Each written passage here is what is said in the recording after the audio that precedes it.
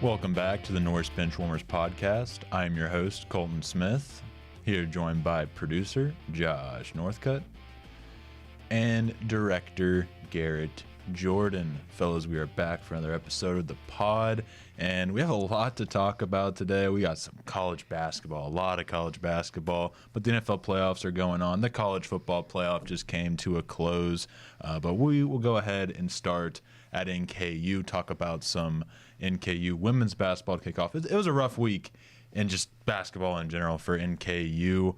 Women's lost 75-66 to Youngstown State on Wednesday, and then fell 76-52 up in Fort Wayne on Saturday.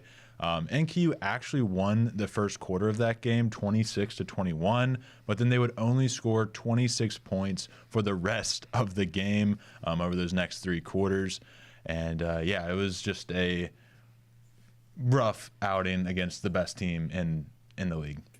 Yeah, that Purdue Fort Wayne team, I don't know if you've been able to watch them play, but they are extremely, extremely talented, playing really well on defensive side, scoring opportunities on offense.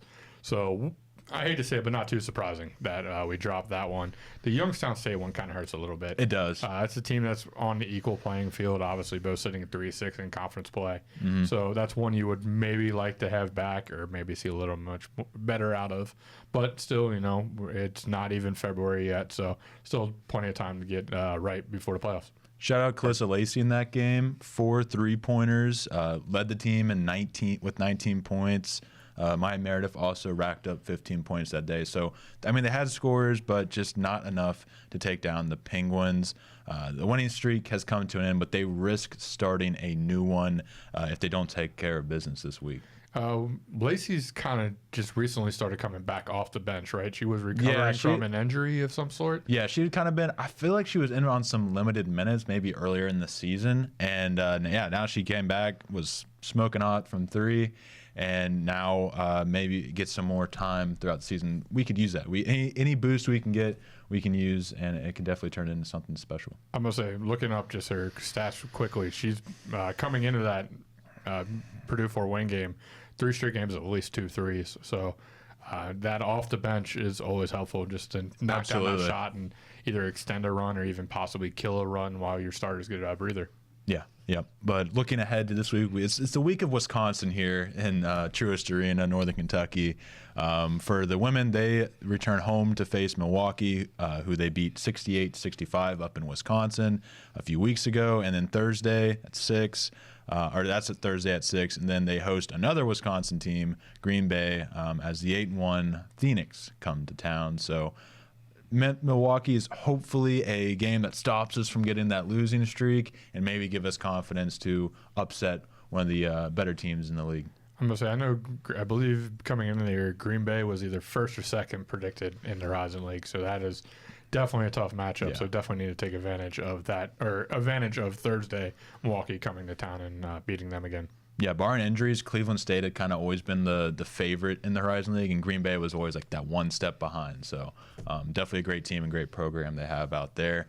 But looking at men's basketball, things weren't much brighter as they dropped to below 500 and find themselves on a 4-game losing streak. The week started with a trip up to Cleveland to face the current Horizon League leader, which honestly I didn't realize that until I took a look at it. They just looked a level ahead of the Norse. They won 76-58, and then they hosted rival Wright State in the Battle of I-75, right? Yes. Yeah, 75. Had to clarify. The man graduated a month ago, and he's already forgotten the rivalry. Whoa, chill. I almost said 71. That's all. But anyways, 78-70.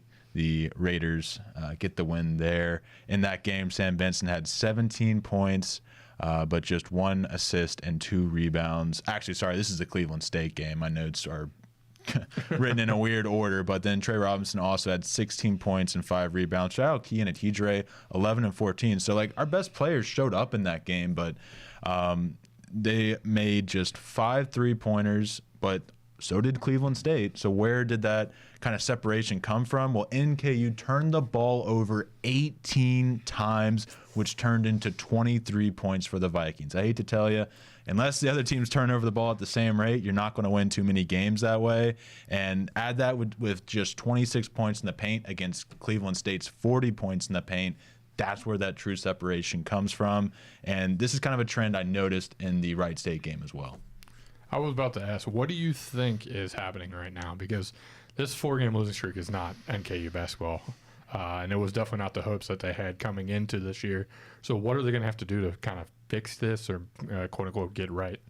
Well, I had originally said that the three-point shooting was the problem. And that was really the problem in the first 2 games. But when you look at this game against Wright State and Cleveland State, the three-point battle was pretty even.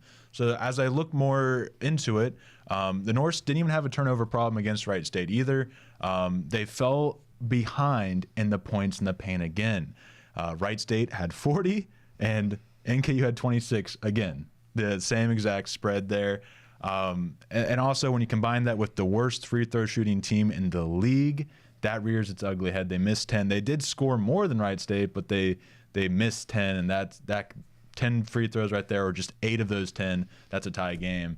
And I think a lot of it is just kind of cleaning things up offensively, scoring in the paint. That's the easiest bucket in the game, is right at the basket, and they need to start making those if they want to start winning some more. So. All right, Colton, you had plenty to talk about over there with college basketball, but it's now for our world to take over, and it's me and Garrett's time. Garrett, last night Ohio State won 34-23 over Notre Dame in the national championship. What are your thoughts? Yeah, I thought it was a really good game to start out. Obviously, we saw Notre Dame with that huge 18-play drive to open the gates. Really big tone-setting drive. Riley Leonard ran the ball 9 times. So winded at the end of it, he didn't even have a chance to celebrate his touchdown. He just pointed at his wrist and walked off the field and said, "Coach, I need some fluids, dog." I mean, just absolute gut and shown by him just to drive the ball down the field. Unfortunately for the Irish, the offense really didn't function the rest of the first half, going 3 and out all 3 times they had the ball. And Ohio State was able to capitalize on that, drive the ball down and score 3 touchdowns, go up 21-7 at half. And then Notre Dame just didn't have enough gas in the tank and didn't have enough defense to stop Ohio State in the second half.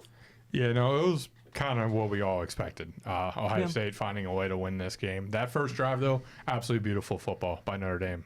You're going to want to go back and watch the game tape on and be like, okay, how did they do this? Because it makes, college football 25, Josh Northcutt, very proud. No, run that clock, baby. You can't touch it. You can't score. Run the rock. But props has to go out to Will Howard. Came to Ohio State to win the national championship, also beat Michigan. 1 and 2 ain't bad. But he went 17 of 21, 231 yards and 2 touchdowns, along with 16 carries for 57 yards.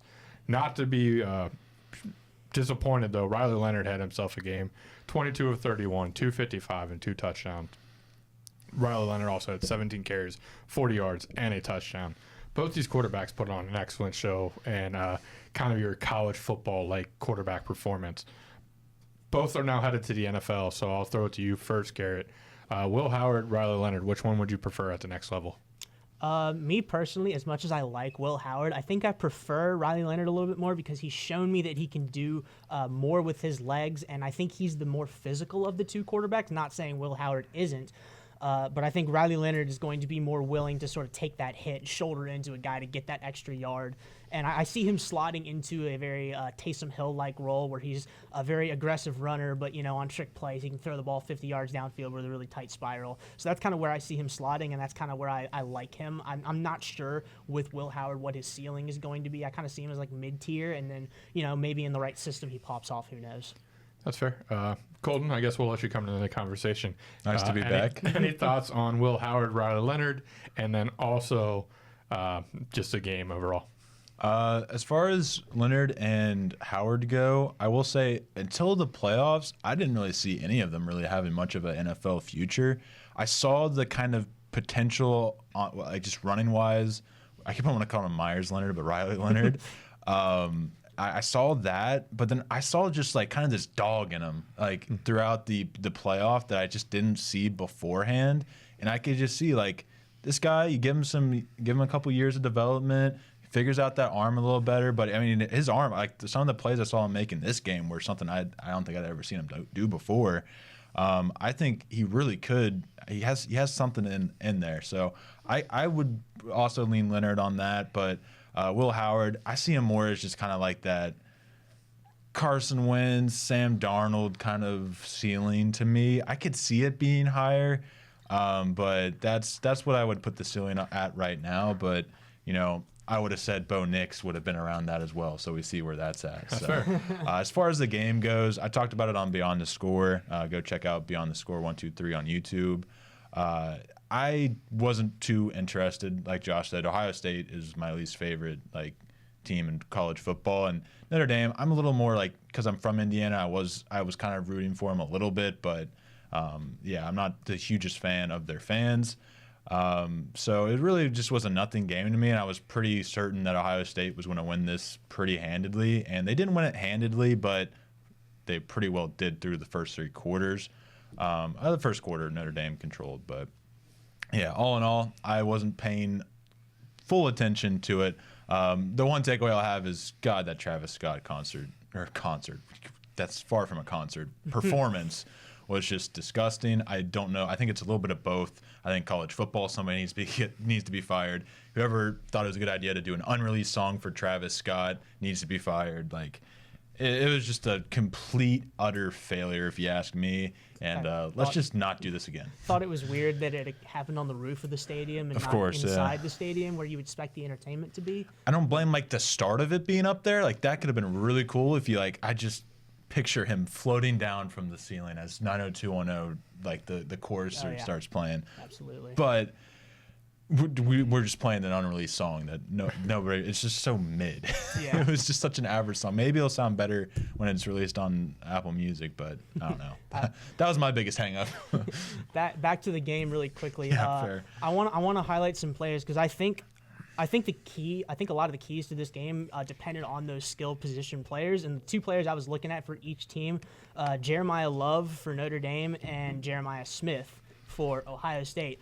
Both defenses did a really good job limiting these guys in this game. I mean, I'm looking at the box score here. Jeremiah Love, at the end of the game, 4 carries for 3 yards. This man rushed the ball 4 times and only got 3 yards. That was, I think, a big criticism of Notre Dame was why didn't you use Jeremiah Love more in the run game? And I think he was a little hurt. Was he? Yeah, he came in injured basically throughout the playoffs. Okay. And if you went back the game before, he only had 9 carries. Okay. I want to say it was his hamstring, but I could be wrong about that. Those are not fun to deal with. So that would be, I guess, guess, why he may have only had 4 carries, and it was basically the Riley Leonard show, because that was one thing I saw too. I was like, man, 4 carries from your best running back. Yeah. That was okay. That makes a bit more sense. But then also with the Notre Dame defense did a great job corralling Jeremiah Smith right up until the very end when that was the dagger shot to put Ohio State on top for the final time. So I know Notre Dame lives and dies by this man defense,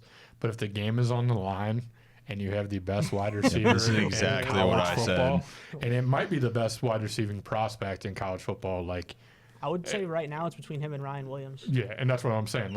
But I'm just talking over the last maybe 5 years. He's got a higher ceiling than Marvin Harrison. It goes maybe back to Jamar Chase of talent wise. If Jeremiah Smith was allowed to go to the NFL draft, he would be the top 5 pick and he would be wide receiver 1. No questions asked. He's the best. I can see it. Put 2 guys on him, maybe even 3 like Texas was doing. Yep. Don't Yeah. go man to man. That's what I exactly said. Why are we doing 1-on-1? Ohio State definitely won on the big play in this game. You had that big run in the game by Judkins late in the game to kind of seal it as well. I saw it was the longest run in a BCS or a college football title game. It was 75 yards or something like that, longest run from scrimmage. And then last thing before we move on to the winner's circle, I have to bring up Marcus Freeman's iffy call kicking the field goal. 31-15. Field goal doesn't do much there. Go for it. You've been talking about how aggressive you loved your play style and everything else. Trust Riley Leonard to make a play with his arm or his feet and cut the lead, because 3 points doesn't do much there. Yeah. No. I agree. I don't think you should be kicking the field goal down 2 scores with 9 minutes left in literally the last game of the season. Moving along to the winner's circle, I want to go ahead and start here. My winner's circle is from the world of tennis. I've been raving about him quite a bit. Lerner Tien, the 19-year-old American of Vietnamese and Chinese descent, has made a name for himself here in the Australian Open. I noticed this guy I turned on tennis at 10 a.m. Like, why are they on at 10? Because they're over in Australia right now. And he was going up against the 5th-ranked player in the world, Daniil Medvedev. Yes. I said it right. Wow. did. I did not expect to say it right. But Daniil, he's notorious for drawing matches out to that 5th set. Correct me if I'm wrong. That 5th set, and it was no different here. He dropped the first 2 sets. Daniil did. Lerner actually had the 6-5 lead in the 3rd set, and then Daniil stretched that out to a tiebreak and won that. Stretched the match out to 4 hours and 50 minutes. This game started at, I believe, around 10 p.m. and ended about 3 p.m. Did you stay up and watch the whole thing? 3 a.m. I miscorrect. It was 10 a.m. our time, 10 p.m. their time. Okay. So it ended at 3 a.m. Australian time. Okay, I gotcha. So, Medvedev won set 4, 6-1, and went on many runs, made Tien look dead in the water. But despite all of that, in tiebreak, Tien would get the win. Like I said, it ended at 3 a.m. He then, 12 hours later, played a game against Corentin Moutet, which he won in 3 sets. But he unfortunately fell yesterday to a Italian. He just was very injured, very tired, understandably. And shout out. Garrett, had you heard of him before this week? Or I had heard his name said, and I had heard that he was like sort of a rising prospect among the ATP ranks. I'm personally not very familiar with his game. I haven't been paying attention to the tennis world recently. I've been so focused on football and baseball. But I'm going to go back and watch some of these highlights from the Australian Open. Watch the Medvedev. That was a very great. I only tuned in at it was like the 4th set or the 5th set, but tune in around that 5th set, and you'll be given a treat. I'll check it out. So for me, the winner's circle, it's kind of pretty easy. It's January 21st, and the World Series has already been decided, gentlemen.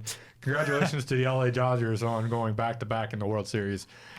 This is unbelievable, but I mean, you can't really hate them, but it's just to the point where what they're doing has to find a way to be illegal. $126 billion in deferrals now, and arguably there are 5 starting pitchers are now top 10 starting pitchers in the NL. And it was funny, Garrett, when I was trying to explain to Colton like what exactly is happening with the Dodgers. I'm like, well, it's the Golden State Warriors, but they got LeBron too. And he's like, wait, what? And I'm like, yeah, that's what the Dodgers have done now. Yeah. So. Do you have a salary cap never hurt anybody? Just saying. I don't know. Would you happen to have a list of all the guys they've signed? I don't off the top of my head. Oh, you got the list. I Okay. do. On top of the talent they already have, including Shohei Ohtani and Clayton Kershaw, this offseason the Dodgers have signed Roki Sasaki, one of the best pitchers, if not the best pitcher from the Nippon Professional Baseball League in Japan. They signed Blake Snell, a former Cy Young winner. They signed Teoscar Hernandez, who bet on himself on a 1-year deal and may have. No, it's Freddie Freeman won the MVP for the World Series, but Teoscar got pretty close. They signed Tanner Scott, an all-star closer. They signed Kirby Yates, another all-star pitcher. They signed Blake Trinan. They signed Michael Conforto, and they signed Haesung Kim, who I believe is one of the best shortstop out of the KBO. This is not fair. Something needs to change. The Conforto thing is the funny thing because I would kill for him to be starting every day. Exactly. And then to the Dodgers, he's a throwaway piece. He's gonna be the 4th outfielder probably in the Dodgers. I hate crazy. Everything. Hey, we got Gavin Lux though, guys. We got Gavin Lux, baby. All right, Garrett, a dream. Your winner circle. My winner circle is also going to be pretty easy. For me personally, it's Ryan Day. I think he silenced a lot of the critics by going out there and not only winning but absolutely dominating on his journey to a national championship. Obviously, his only hiccup being that loss to Michigan. The 1-point loss to Oregon, that's just a good game. The I think. 1-point loss to Oregon was flipped very quickly. Yes, yes it was. Oh my goodness, yes it was. But all props to Ryan Day having these guys prepared to absolutely dominate in the postseason after that loss to Michigan. I think he got most of the monkey off his back. Absolutely. I can't take anything away from our son. I was very proud to go out there and watch him win his first national championship. He made Dad proud.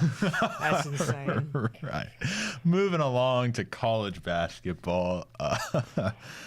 We have a lot to talk about. Very eventful week in the world of college basketball. This upcoming week's a little slower, so we won't have to do as much. But let me just get right to it by talking about our top 25 movers. And let me take a deep breath here.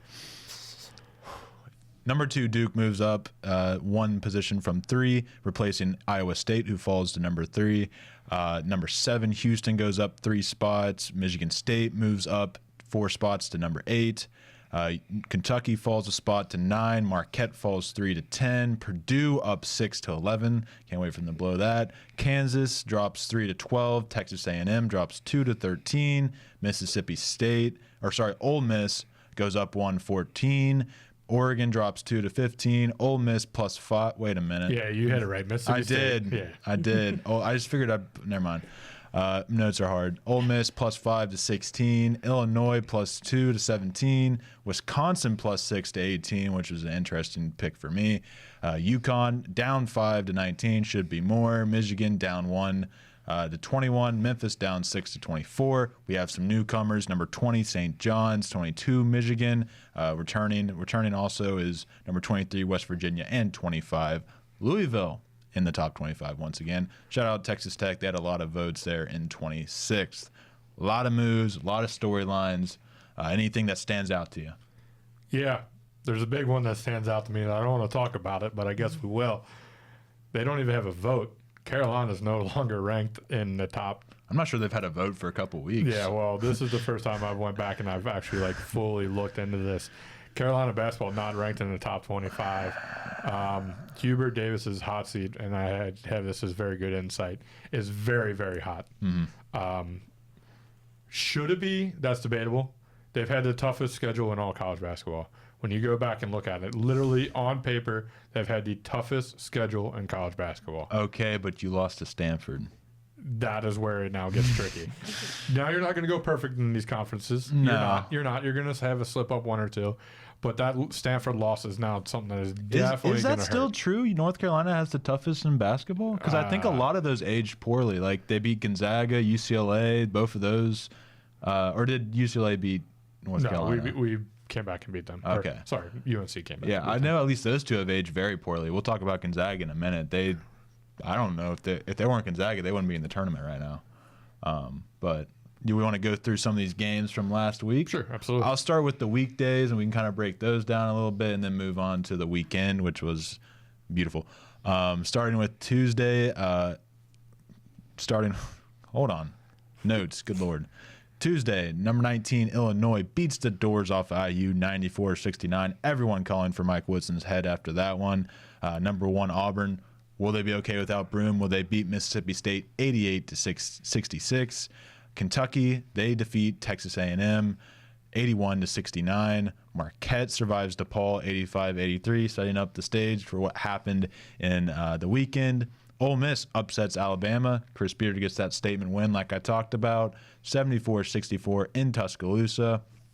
And then Missouri upsets number 5 Florida, getting them on the map. They weren't done yet this week, though, 83-82 in the Swamp. And that was just Tuesday. Moving on to Wednesday, number 2 Iowa State handles Kansas at home. They're not number 2 anymore, 74-57.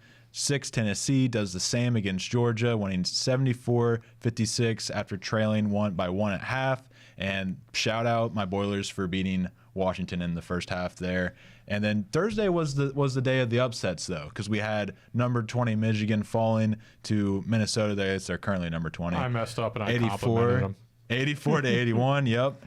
Memphis fell 88-81 to I Temple. messed up. I complimented them. You sure did. And Oregon State got the dub over Gonzaga in overtime, 97-89. Yep, I was way too quick to the gun, as we'll find out in the weekend. But anything that stood out from you throughout this week? First off, college basketball, night in, night out, top 10, top 25 matchups, just absolutely beautiful. As now college football is on the back burner, college basketball is straight up heating up. The one that absolutely stood out to me that I was looking at is Iowa State's big win. And we kind of talked about it, needing that win and taking care of Kansas. It wasn't even like a close game, up 10 at half, and then just pulled away. Yeah, just kind of kept them at an arm's distance throughout. Kansas would keep it around that 10 and then spread out. Yeah, so definitely that one. And then the team that I've been obviously high on all year, Auburn, man. No, Johnny Broom. They took care of business, and they protected the home court like I thought they would, but they made a little bit bigger statement over the weekend as well, as I'm sure you got. Oh, of course. So moving down through the one last thing I did want to point out, UCLA, a lot of talk around that program. They slapped the crap out of Iowa, 94-70. Another all-time post-game presser from old Mick Cronin. I was going to say, so Mick's basically stealing the headlines night in and night out. Like, I look forward to his pressers now. Oh, yeah, you and me both. Should he leave UCLA? Yes. He just doesn't seem like when he first went out there, I was kind of questioning the fit. That's a Midwest guy. Like, that's a guy who needs to get a job. Like, if he would have got the Louisville job, like, mind you, Pat Kelsey was the right hire.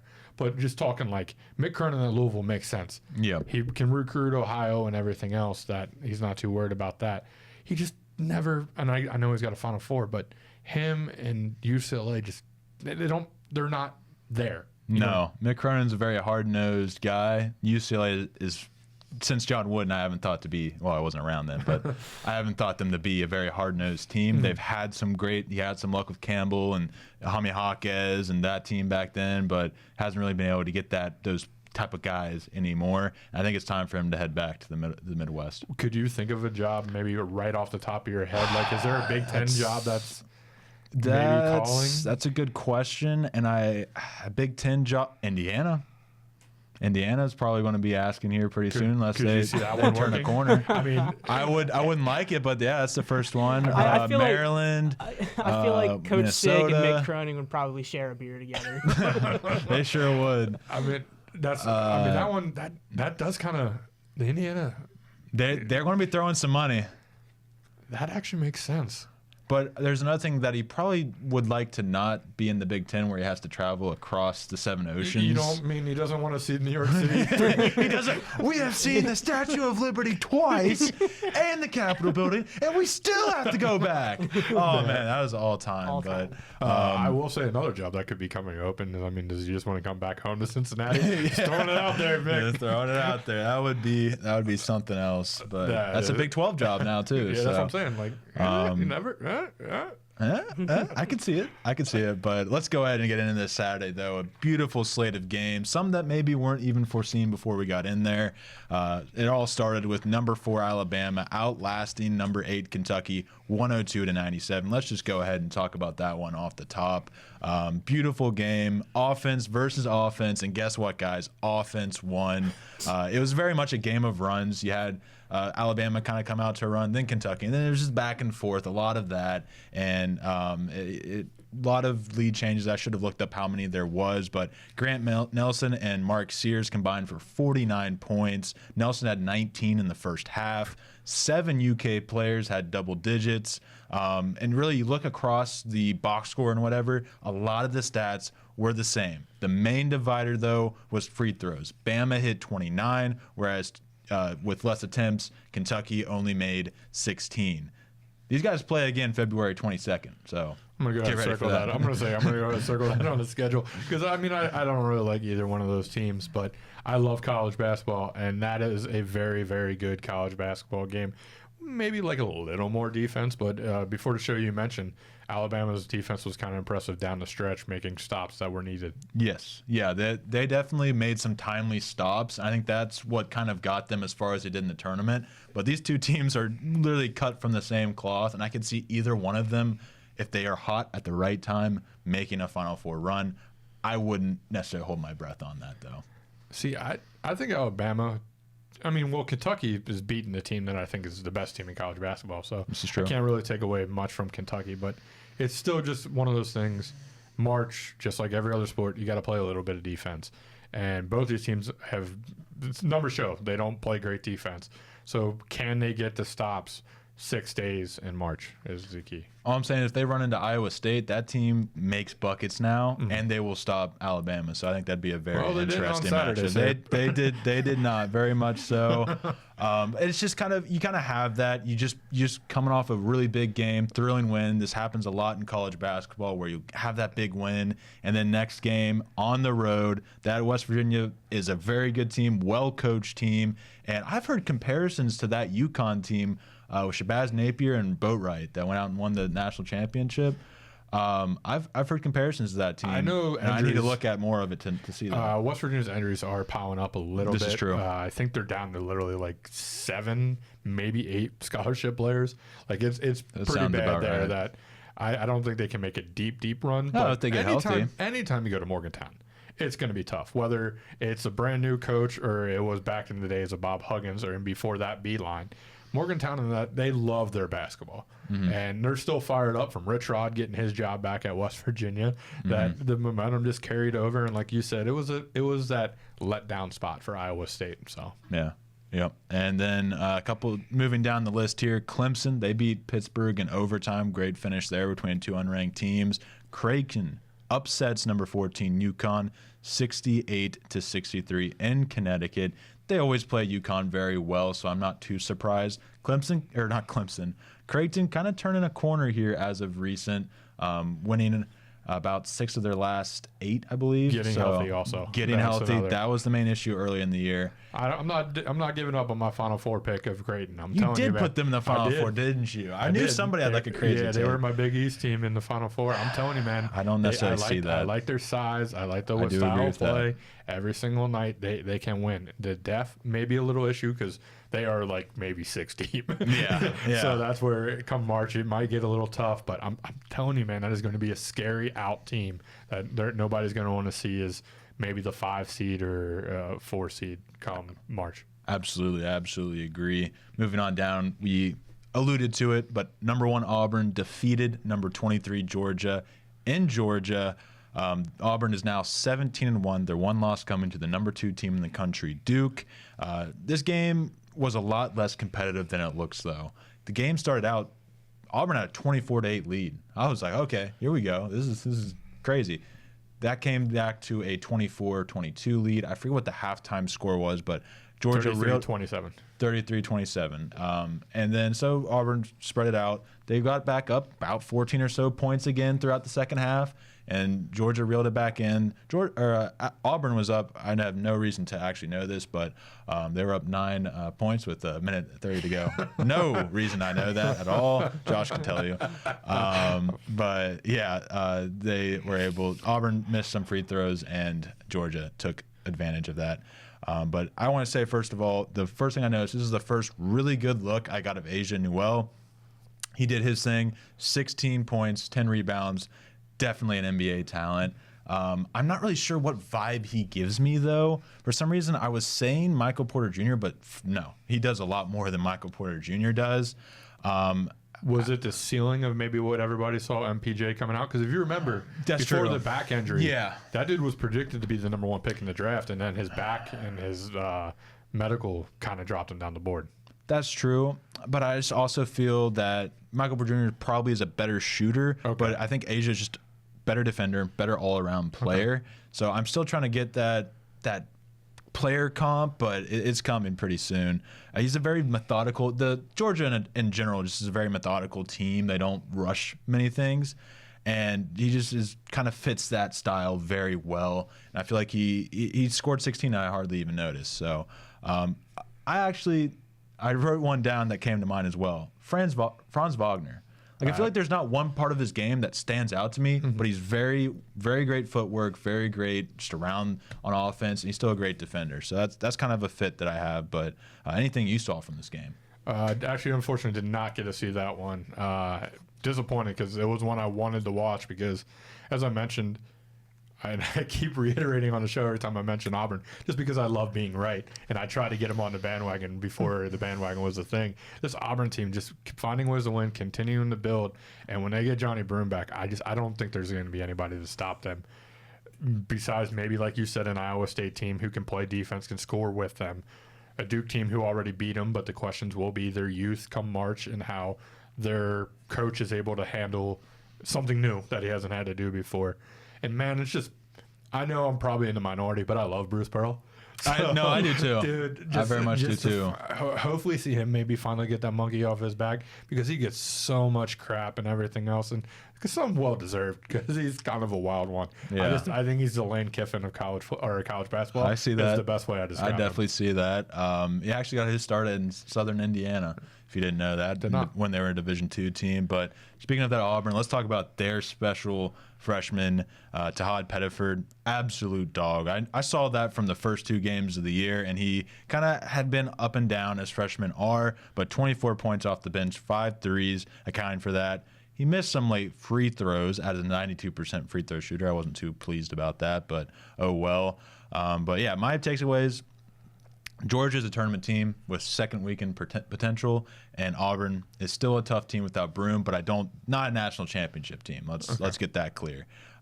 Very sporadic, very wild. I feel like Broome just kind of calms them down, gives them somebody to kind of focus on. They didn't have that in this game. But another one I wanted to talk about, an upset: Gonzaga falling to Santa Clara, which is weird because I've been playing this college basketball like simulation game, and I actually am the head coach of Santa Clara. So technically, I won that. But this game was actually played in Spokane, however you say it.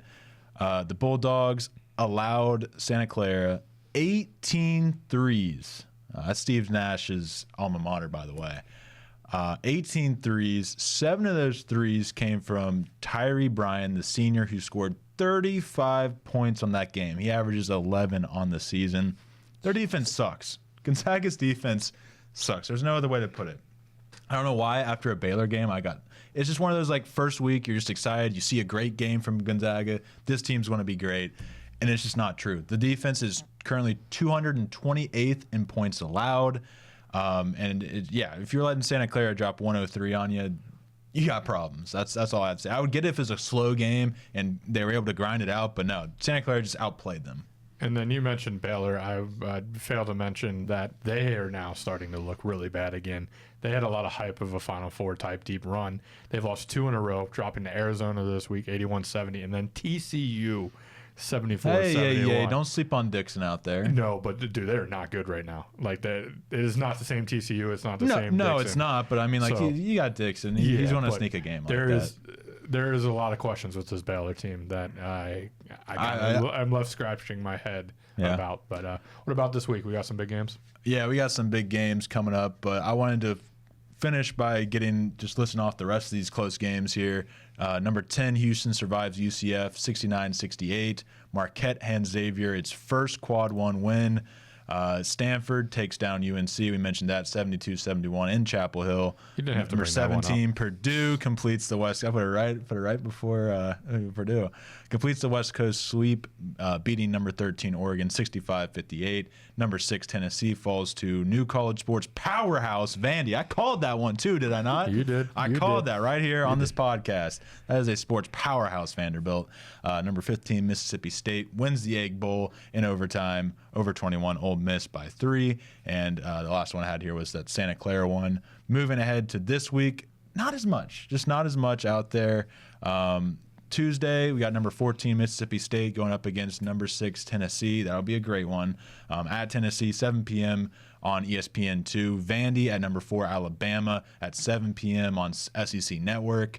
Then on Wednesday, we have number 13 Texas A&M at number 16 Ole Miss. That starts at 9 on ESPN2. To finish out the week, number 21 Michigan heads to Mackey to play against number 11 Purdue at 8 on Fox. And then Saturday, pretty nice slate. But more in the evening, whereas this one was more top-heavy. This one is definitely more towards the evening portion. Number 9, UK at Vandy. Vandy, you have the chance to do something very funny here. 2:30 ESPN. Number 5, Florida is hosting Georgia at 3:30 on SEC Network.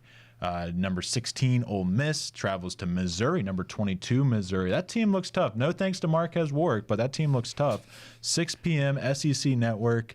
And then you have number 7 Houston at number 12 Kansas, 6:30 ESPN. And then my game of the week, number 6 Tennessee at number 1 Auburn. That Houston-Kansas game will probably be pretty good too, or any of the ones I mentioned here as well. So I was actually about to ask you, and so you read my mind, what would be the one game you're looking forward to? But can I give you a sneaky one come Sunday? yes, by all means. UAB going to Memphis. Yeah. UAB has been that team that a lot of people are talking about could win the American and this and that. Memphis wanting to stay hot, staying in the top 25 because they're now almost out of it. So it's one of those things. I think that UAB Memphis game, if you're not doing anything on 1 p.m. come Sunday, I know there's a lot of NFL guys. It would be a fun one to watch. Yeah, UAB Memphis. Andy Kennedy got those boys, all right? What's is it the NFC game or AFC game? So yeah. you'll pick the NFC game because your Barkley boys still play. Yeah, I hate to tell you, dude. I'm thinking about getting that Kelly Green Barkley jersey. Kelly Green jerseys are so beautiful. They are. I was looking at it. It's only this much. Okay, I might if I get a job next week or so. That might be my first purchase. That might be. I was like, I mean, he won me a fantasy championship. How can I not buy that? Even though I don't like Philly fans, but oh well, here we are. News broke today that the Jets plan on locking Aaron Glenn basically in the stadium and not letting him leave. They want Aaron Glenn to be their next head coach, and if he doesn't, he'll be making a trip to New Orleans, which then the Saints will lock him in the stadium and not let him leave until he decides to. So I'll ask you guys right off the bat, if you were Aaron Glenn, would you rather be the Jets' next head coach or the Saints' next head coach? There is an answer to this. Me personally, I'm going with the Saints. I just feel like you don't have a curse around you. Like this Jets team, regardless of who they put in there, just feels cursed to me. And I don't know. I would probably take the Saints. Maybe it's because I'm currently on them in my career mode. But Garrett, I think I would personally lean the Jets because I think the Jets have a little bit more talent on their roster, just at wide receiver alone. I don't know if Devontae Smith is returning or not, but you still have Garrett Wilson up there. Yeah. I mean, you got Breece Hall, had a bit of a down you said year. Devontae who? Adams? he meant Devontae Adams. Okay. He said Yeah. Smith. Well, I said forgot Devontae Adams Smith. was on there Okay. for a second too. My bad. Because I that team apologize. was Devontae Adams, I all good. apologize. But I think the Jets probably have a more put together offense and defense at this point. So if I was him, I would probably want to go to the New York job. I just feel like the New Orleans job is purgatory right now, and you're going to What's the Jets? Well, the only thing that the Jets are really missing is that rock at quarterback because we still don't know exactly what Aaron Rodgers is doing unless we do. And I just no, missed he's that. not. I can promise you right now, he's not coming back. Okay, he's not coming back to the Jets. So Woody Johnson and him do not get along. Woody Johnson's not going to want him back, and I think that's going to be part of whatever coach comes in. Is going to be, I just want to move on from that and create my own culture. And that's where Aaron Glenn comes in. Aaron Glenn will create a culture. He helped do that in Detroit. He did that before that down in New Orleans. I would love either hire. And I'd lean the Jets job because just like you said, I would rather have Wilson and Sauce to build off of than just building off an Andrew Olave. Because besides that, I don't know what else the Saints really have to build off of. That's true. Traded Lattimore. You got an aging Demario Davis, an aging. That's fair, Paul but that's just really Granderson. outside of Sauce and Wilson. I don't really think. Aging I think Cam everyone Jordan. else is aging there too. But So moving on to the other former Lions. player. Ben Johnson landed that job in Chicago. It's amazing what happens when you get an offensive mind with a quarterback who is also got a kind of a wide open mindset. I'm interested to see how this works out. I'm not really the biggest believer in Ben Johnson, and I know that's a minority type of thought, and it's going to be a wait and see kind of thing, but I'm not sure I like the hire. I'm interested to hear your guys' thoughts. I'm indifferent. I am always just kind of skeptical of that coordinator to head coaching transition because a lot of times the first time around it doesn't tend to work out. But I would say I would lean towards thinking this is going to work out well. Ben Johnson has been working under Dan Campbell. He has been there building that culture as well. So I feel pretty confident in him and his ability to bring that culture over to Chicago. But then there's just that Chicago curse as well. So it's just like I always just think like they always find a way to just make it not work. So how is it going to do it this time? But he's got a lot of talent around him, a lot of offensive talent to work with.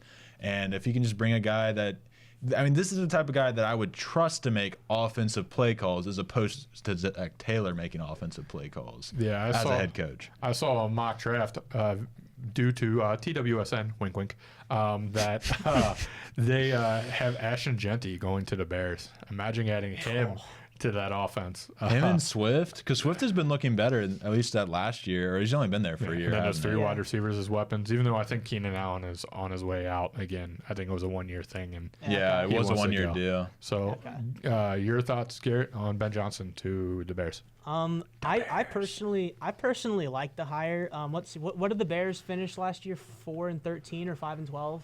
One of those two. I'm not sure. I thought it was 4-12, isn't it? 4-13, I think. I'm gonna say 4-13. They play 17 games. But, yeah, because yeah, there's they play 18 17 weeks. games, I was yeah. thinking, I get it backwards. No, I think they were 4-13 this season. I can personally guarantee you that 5-12. Okay, Oh, they were 5-12 on the end of the season. I think with the hiring of Ben Johnson, that at least gets the record to 7-10. I feel like Ben Johnson alone They want more than that, though. can get two wins for that Bears team.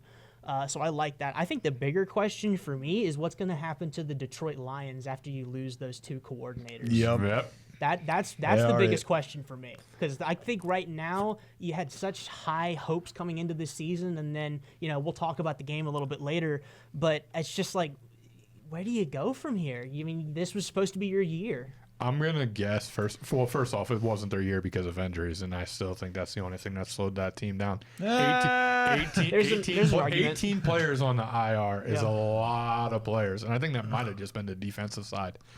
Also, Jared Goff. Okay, there it is. All right, I was waiting for it. Or Jared Dalton, or whatever he wants to be called this week. Goof. No, I think that's just in-house hires. I feel like not Matt Campbell, but Dan Campbell saw this coming and has guys in mind already in-house who is part of the culture building of just, hey, this is what's going to happen. So Yeah, I have that same feeling as well. So, but let's go ahead and get right into this. Let's go ahead and talk about the Lions first. Let's just rip the Band-Aid off. I want to start with the problem that was in this game, as well as the defense. Jared Goof, 3 interceptions, 1 fumble, lost, 23 for 40 completion, and 313 yards. The turning point in this game came all the way back in the first quarter, gentlemen. Lions up 7-3, about a minute to go in the game. Ball in the red zone. Goof drops back the pass and then drops the ball with some help from Dorrance Armstrong. After that, the Commies went for 3 consecutive touchdown drives and a pick 6 for good measure. That flipped a 2-score deficit into a 2-score lead by halftime for the Commanders, and that is where I think the game, obviously things could have changed. Lions still had a chance, but I think that is where the game was lost. I'll just say you give up 45 points in an NFL game, you're not going to win. So you can't really say anything about that. Injuries became a little bit too much. Maybe your coordinator's having a foot out the door thinking about their next job. I thought that was going to be a problem. And then in a world where we live in nowadays, I do need to mention this. The Detroit Lions had 93% of the Vegas money on them. Just saying. Anyway, Garrett, your thoughts? Yeah, like you said, I don't like to say injuries are an excuse, but injuries really did pile up for this Detroit Lions team over the course of the season. I mean, and throughout the game, and throughout the game too. I mean, not having Aiden Hutchinson, I believe is it Jeff or Aleem McNeil that's on that line for them. It's Aleem, right? Is it Aleem McNeil? I think it's Aleem McNeil. Josh is looking that up. But all right, Josh will get back to me on that. But yeah, those two. Then you also lose Carlton Davis to the broken jaw, and then like 2 minutes into the game, you lose your second string corner Amik Robinson to a broken arm. It is Aleem McNeil. It is Aleem McNeil. So I mean, that's 4 key defensive players that you're missing from this game. And I mean, like we always want to highlight the star power on these teams, and so when you're missing that much star power, it's tough to be able to play against teams that really aren't dealing with those injuries to their key position players. So it's just a very tough scenario for the Lions. I think the injuries just caught up to them in the end, which is really sad because I think this team, had they stayed healthy, probably would have gotten to and won the Super Bowl. However, all credit will go to Jaden Daniels. Yes. That man is not a rookie. He's been in the league for 5 years. I don't care what anybody says. Well, 22 of 31, 299, 2 touchdowns. Plus, he ran the ball 16 times for 51 yards. this dude is him. He is him. Absolutely. That insane. Shout out to Brian Robinson as well, though. 2 touchdowns, 77 yards on 15 attempts. I feel like he's a guy who has had very on and off games throughout the season, so shout out to him for showing up when it matters. But yeah, comes down to the Commanders were a team that didn't make mistakes, and they took advantage of the team that did. And I wouldn't put it past the Eagles to do the same thing next week. Let's go ahead and talk about that game, and then we'll go over the AFC. Rams lose to the Snow 28-22. Rams fumbled the ball twice in the fourth quarter, which accounted for 6 points. Would have been nice when you were trying to make that last-second comeback. They made a 28-15 game with 4 minutes to go. And interesting, but a couple mistakes in the red zone on the front line and a missed pass that put the nail in the coffin. That ended it. And shout out the Rams, though. I think if there wasn't snow, I truly believe they win this game. Maybe a little better protection on Saquon, who had 2 touchdowns, 205 yards on 26 attempts, would have helped them a little bit. But yeah, this Eagles team still, I don't know, something's holding me back. There was a thing trending on Twitter, X, whatever you want to say, that apparently people are now starting to complain and say that playoff games should not be played in weather like Boo. that. Basically, they said it's not fair for teams in like LA that you can't practice for it and really prepare for it. So there's people now calling for like neutral playoff games and this and that. That's the world we're living in right now. So thanks to college football for giving us that window. All props to the Eagles, though, and winning the NFC. Yes, I said what I said. Moving on, though, very quickly, just to talk about the Chiefs-Texans. Went about exactly how we thought, 23-14 victory. Mahomes to Kelsey in January is absolutely beautiful to see. That still baffles me. Unbelievable, man. How did that man, it hits January, and Travis Kelsey looks like he's 25 again? It is insane to see. Garrett, you got any thoughts on the Chiefs-Texans game? I mean, yeah, you've already kind of highlighted it. Travis Kelsey. I mean, I know that the dude didn't have the biggest year of his career, but he is still a threat. And the amount of times I saw him just, like, not a defender around him for 5 yards was just inexcusable, honestly. I mean, this is a playoff game. You have to guard their best players, and one of their best player in the field of play that night was probably Travis Kelsey, and you failed to adjust to that, and that's part of the reason, a very small part, why you lost this game. 7 catches, 117 yards, and a touchdown on 8 targets. What's always amazing when you hear about Kelsey, and half the time he doesn't even get a route. He's told just to be in an area and then get open. Yeah. Like, that's insane. And I get, like, that just shows you the chemistry that him and Mahomes have together. Absolutely. I know a lot of the talk in the Texas locker room, surprise, surprise, coming from Joe Mixon, was complaining about the referees. Now, yes, there was some flopping going on by Patrick Mahomes. However, what people need to realize in 2025, that's just the way the football game is going to be. So if you're going to flop and help you get a call, I want Joe Burrow to flop and get that call. Now, do I think Joe Burrow gets that call? No. But maybe he needs to start speaking up like Mahomes does. Because Mahomes puts his voice out there. I have an opposite opinion to that. If you're a quarterback and you try to pull up in the field of play to draw a penalty, I think you should light the quarterback up and make sure he never does it again. I'd take the 15 yards to send a message. Oh, no, I'm not saying I'm blaming the defenders for that, but I just know that this is just part of the game now. I'm blaming the quarterbacks for that. I mean, that behavior can't happen in the NFL, and because of all of the excessive penalties that that are being thrown for roughing the passer on quarterbacks, people like Patrick Mahomes and other quarterbacks in the league think they can get away with doing that. And so I think one of these times a defender just needs to crack one of these guys just to say, you this is football. You don't do that in football. I'm not really sure. I would say it's more on the officiating than the quarterbacks. Like, how dare the quarterbacks take advantage of the officiating? I'm going to say that I think it was that one specific play that comes to mind is when literally the Texans players hit each other basically helmet to helmet. Mahomes went underneath them, but they got the call because it was Mahomes that he hit. Yeah. Even though Mahomes was clearly a running back at that time because he was running the football, which caused Aikman to lose his mind. Right. When you get Troy Aikman or anybody in the broadcast booth to start openly speaking out about the officiating, especially Troy Aikman, a pretty level-headed guy, something's got to change. Mm-hmm. That's fair. And then you got I wanted to circle back really quick to that Eagles. You pretty much made it sound like it is a for sure Eagles win. It is. I think that passing game is looking pretty rough. A.J. Brown had 7 targets, just 2 receptions for 14 yards. Devontae Smith had 4 receptions, but just 21 yards. I think that needs to light up a little bit if you're going to be going bar for bar against Jaden Daniels. But that defense will likely give him fits. But I don't think it's necessarily just a done deal like you made it sound. But I agree that the Eagles will win that game. Yeah. And you probably thought the same thing about the Lions game, did you not? no, I picked the Commanders. You did? I swear. On the show? No, we didn't talk about it on the show, but my wallet will gladly show you that. Okay. Plus 330. Thank you very much, Commanders. enough. But last but not least, unfortunately, we've got to talk about it a little bit quickly. Ravens, Bills, excellent game. Exactly what we thought we would get from these two teams. Yep. Bills come out 27-25. Mark Andrews drops that football to tie the game up. I don't know if y'all know this, but he also dropped that exact play versus the Pittsburgh Steelers. I was the one that sent it in the group chat almost like 15 seconds after it happened because I saw the play happen and I was like, oh my God, he did it again. Because that play, that play from the Pittsburgh game, it was imprinted into my memory. And when I saw it happen, I'm like, oh my God, he did it again.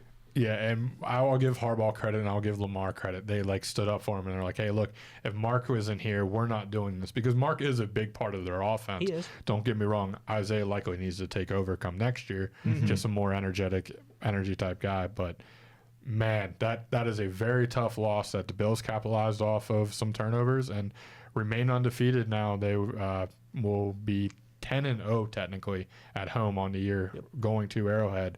Which makes you think, man, if they could have just had that one game back versus the Rams, which me and you called that week, this game would be playing in Buffalo instead of Kansas City. Yeah, but you made the point. The turnovers were the difference of this game.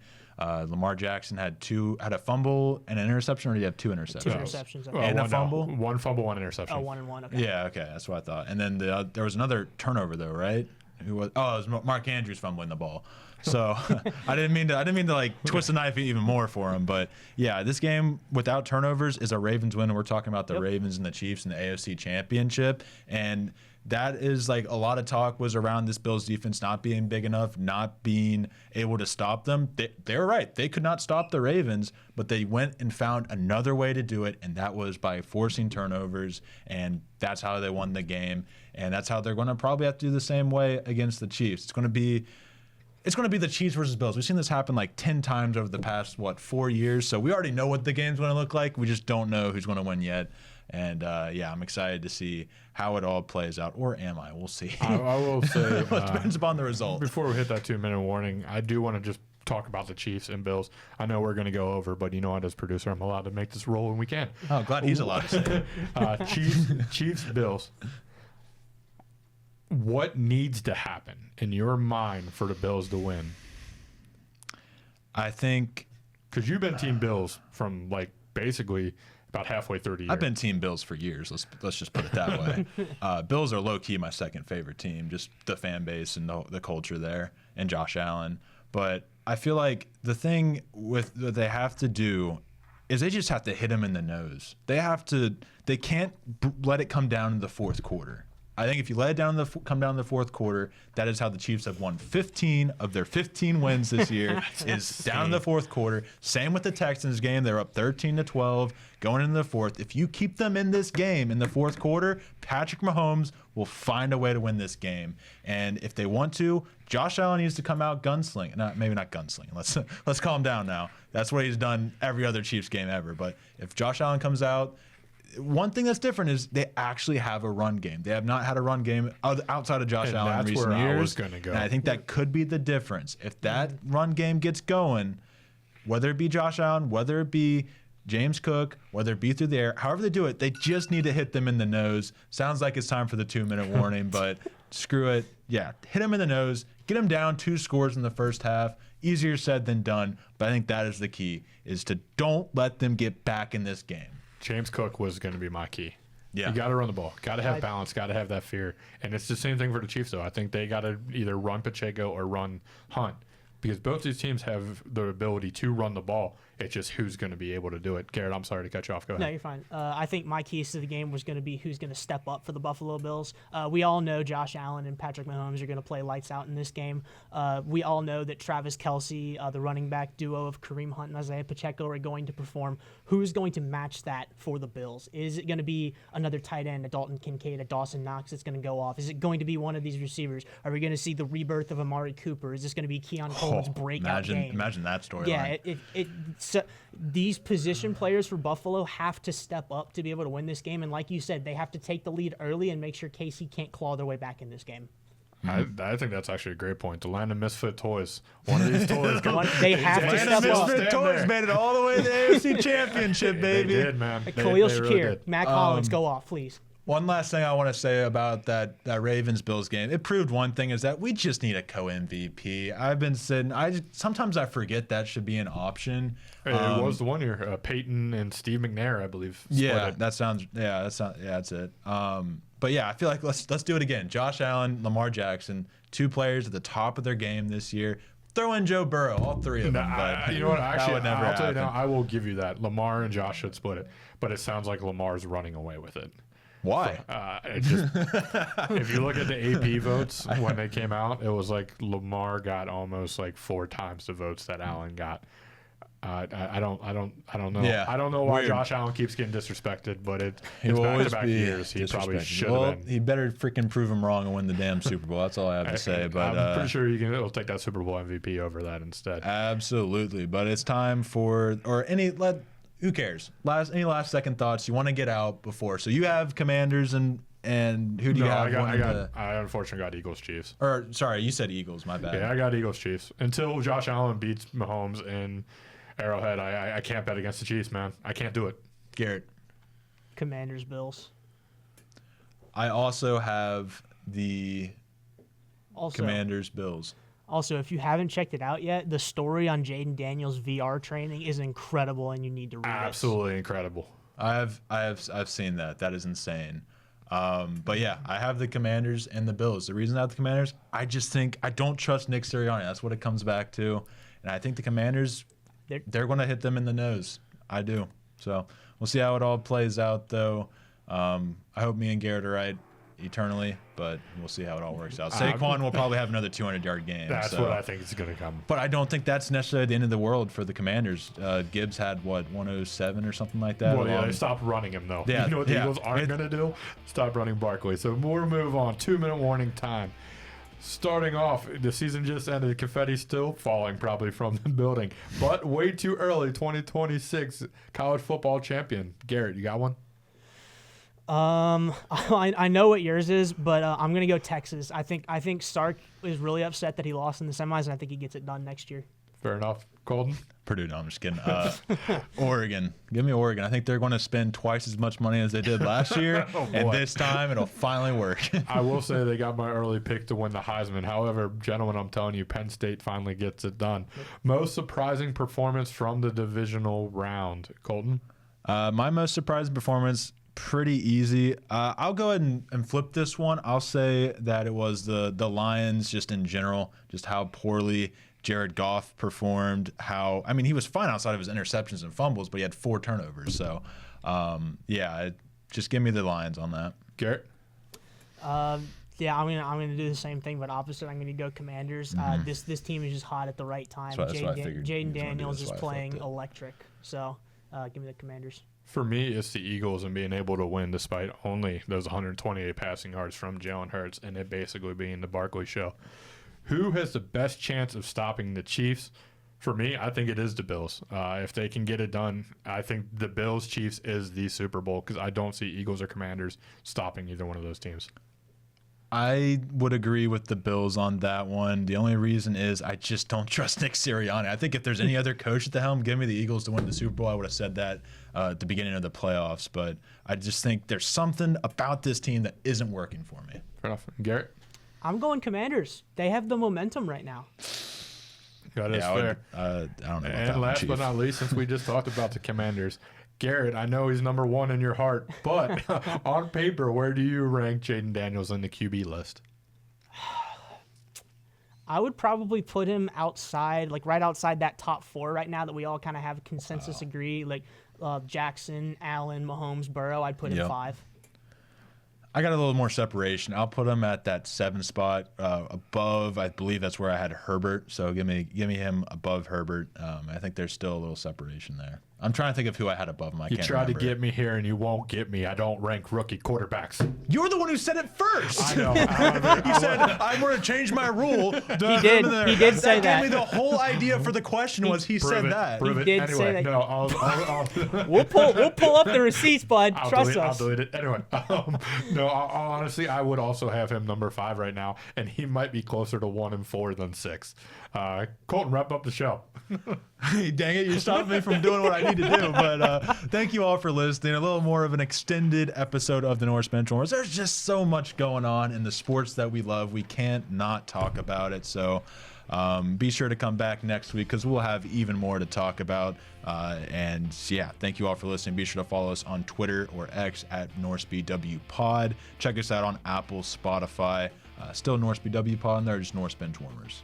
For which one? So Apple, Spotify. it should be Norse Benchwarmers. Norse Benchwarmers. And yeah, thank you, Bill, for all you do in media services, NKU Media Services, making this show better each and every week.